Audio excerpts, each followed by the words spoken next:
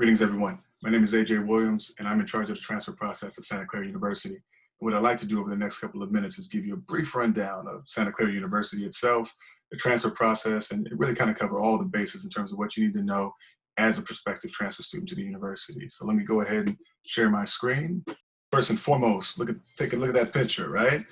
Santa Clara University is a beautiful campus, probably one of the more beautiful campuses in the country. And so if you've had a chance to visit, great. If you haven't, and once the world gets back to normal and everybody's able to travel and get out and about, please do come and visit us because the campus kind of speaks for itself. We're the oldest campus, oldest institution of higher learning in the state of California, but you wouldn't have a clue. Pretty much state-of-the-art facilities, beautiful grounds, as you can see. A lot of construction over the recent years, and our current project right now is a $300 million STEM facility, which will be ready by 2021. And so get out and see us when you can.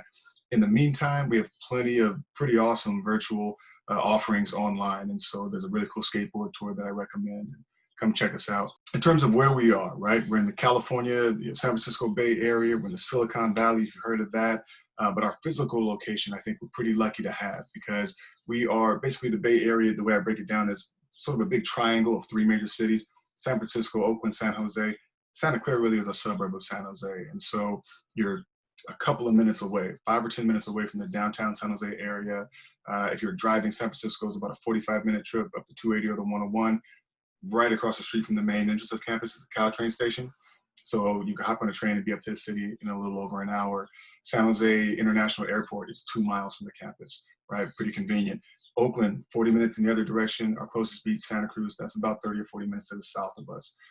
If you're coming from a cold area or the East Coast and you like that snow, Lake Tahoe is about 4 hours away, all right? But being in the Silicon Valley, pretty much the mecca for anything tech related, known for engineering and all that kind of stuff. You'll see our top employers down there at the bottom, but you'll also see that 80% of our students, no matter the major, graduate with at least one internship under the belt. So a good place to be in terms of job placement and internship opportunities and all of that. Your parents might know it is as an expensive area in the country to live, and it is one of the more expensive areas in the country. It's also one of the more productive areas in the country, and so all of our students are. And speaking of our students, the Bay Area, just like parts of Southern California and the East Coast, one of the more diverse and mingling areas of the country. And so as a university, we try to reflect that, and you can see that with our diversity geographically and internationally and all that.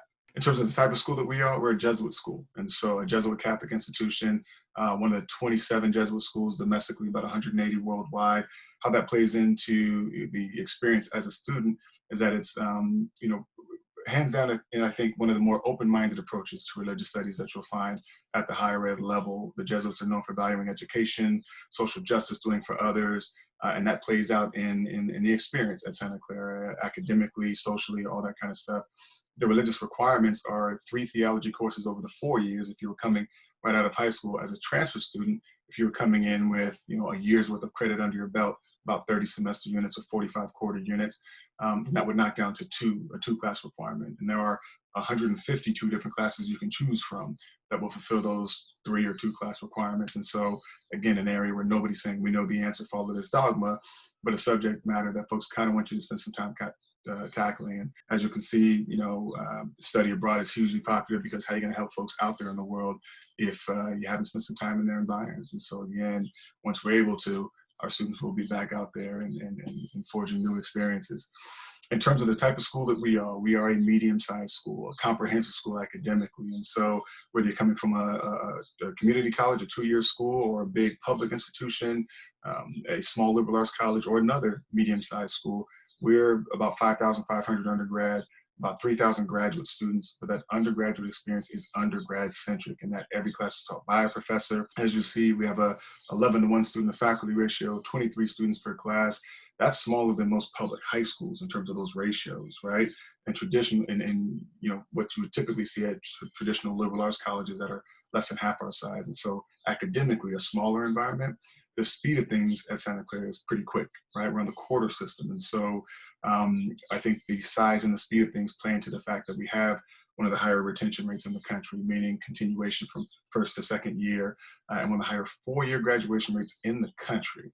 Okay, and so again, that's not a 6-year graduation rate, that's a 4-year graduation rate that is more than double the national 4-year grad rate. And so what I think all that means is that whether you come to Santa Clara knowing exactly what you want to do, or you're like most students who come in and maybe change their mind a couple of times in terms of their major and all that, you can come in, figure things out, be pretty productive while you're there, right? Research, internships, all that kind of stuff, job placement, graduate, and then go on and be pretty productive with yourselves, whether that's jumping right into the workforce or going on to grad programs. In terms of our application process, I want to say right here that that website, su.edu/transfer, that will tell you everything you need to know in terms of our application process. We're a Common App school. You apply to the university. Within the Common App, you would designate one of those 3 programs, right? And so this is where our comprehensiveness comes in academically. While we're known for our professional programs, business and engineering, the majority of our students are in the College of Arts and Sciences. And so our policy is whatever school you've been admitted into, you're in that program for at least your first year before you can apply to transfer, within the university. And so if you have an interest in business or engineering, apply there, because from day one they get into that, and then it's easier to work with arts and sciences for a second major or minor. But in the application, you do have the option of saying, I am applying to business or engineering, but I also want to be considered for arts and sciences. And so something to be aware of. In terms of funding, because as you can see from that picture, Santa Clara, again, is a beautiful place. It's an expensive place, right? We're a private school.